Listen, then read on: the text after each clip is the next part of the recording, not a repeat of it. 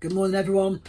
Great to be with you. It's my last vlog in the current series on summer favourites, and today it's a Bible promise, and it's in Ephesians chapter 3 and verse 20. And Paul, who wrote the book, says this: "Now to him who is able to do immeasurably more than all we could ever ask or imagine, according to his power that is at work within us."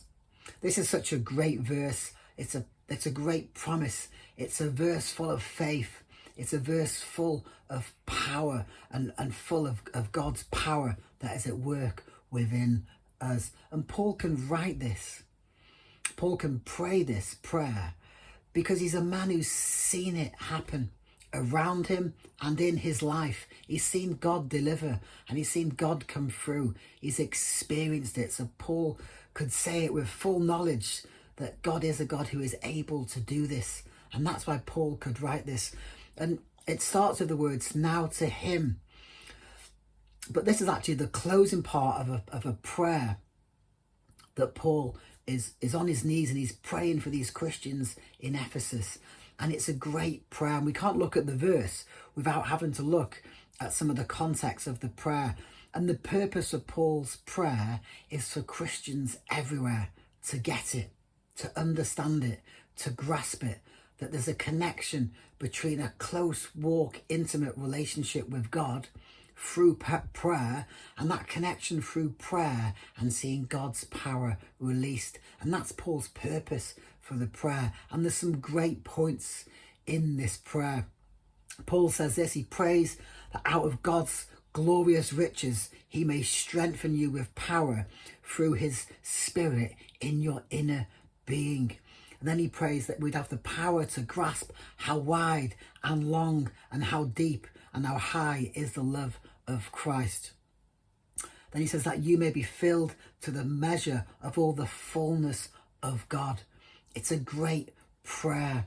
And Paul's prayer is that he wants everyone to have an enlarged understanding of how good God is, of how amazing his grace is, of the love of God, of the power of God, the grace of God and the goodness of God. And he wants every believer to have an enlarged faith in a God who is able. But in the prayer, I just want to draw out this one bit. He prays on his knees that he prays that every believer may experience the love of God for themselves in their hearts and in their lives. He doesn't want everyone to hear about God's love or to read about God's love. He wants them to experience, to know that love in a deep, intimate way in their hearts. The love that's a transforming power when he can come into your heart through his Spirit and transform you. That's the love that Paul wants every believer to experience. Well, I've experienced this transforming power in my life, but why don't we see this at work? Why is there no evidence of seeing a God who's able to do immeasurably more than we can ask or imagine? I just want to share one reason why I think that we don't see this today in my life, I confess, and anybody's life. And it's this: we live in a culture of demand. I want it, and I want it now. I want my microwave meal ready in 3 minutes, or I don't even want to prepare it for an hour. I want it ready. I want my shopping delivered to my door, and I want what I've ordered off the internet tomorrow delivered by Amazon Prime, or I'm not even going to bother delivering it. We live in a culture of demand. I want it, and I want it now. I think we've lost the art of waiting upon the Lord, the art of perseverance, of standing on God's promises and seeking his face day by day until he comes through. Deuteronomy chapter 4 says this: "But if from there you seek the Lord your God, you will find him if you seek him with all your heart and with all your soul." I thought we were looking at a promise in the Bible. Well, we are, but the promise is unlocked when we realise that it's found in deep, intimate relationship with God through prayer, through perseverance.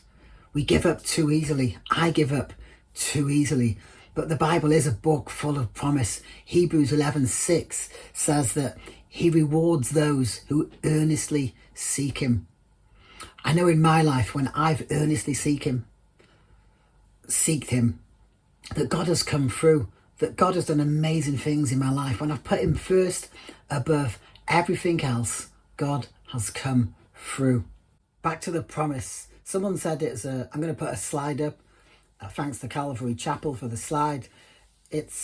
Someone said this, it's an expanding promise. It gets better and better. Or as you can see in the slide, it's like a pyramid promise.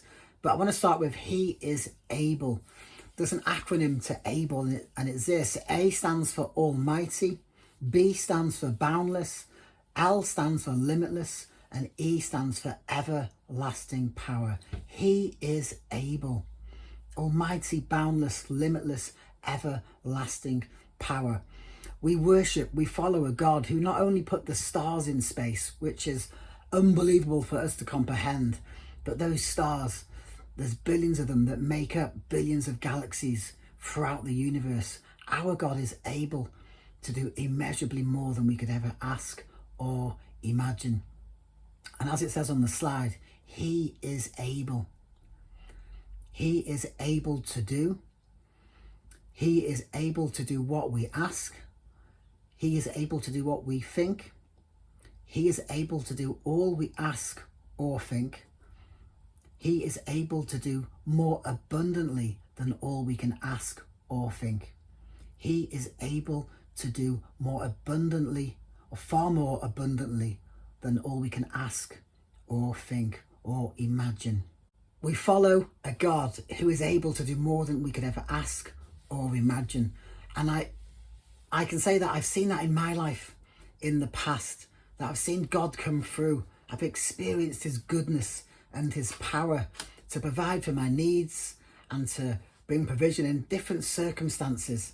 And when we look at people in history like George Muller, who didn't have a penny to his name, yet he lived by faith and he fed 400 orphans every day. He's a God who can do more than we could ever ask or imagine. When we look at the word of God, it's full of characters of people who were fully committed to serving God and developing and walking in that deep, intimate relationship with God through prayer. Can I encourage you today to read this word and to let's remember that it's through an intimate relationship, when we walk closely with him, when we obey what he calls us to do, that he can come through, he can deliver, he is able to do more than we could ever ask or imagine. Have a great day, everybody. God bless. Look forward to seeing you all soon. Bye-bye.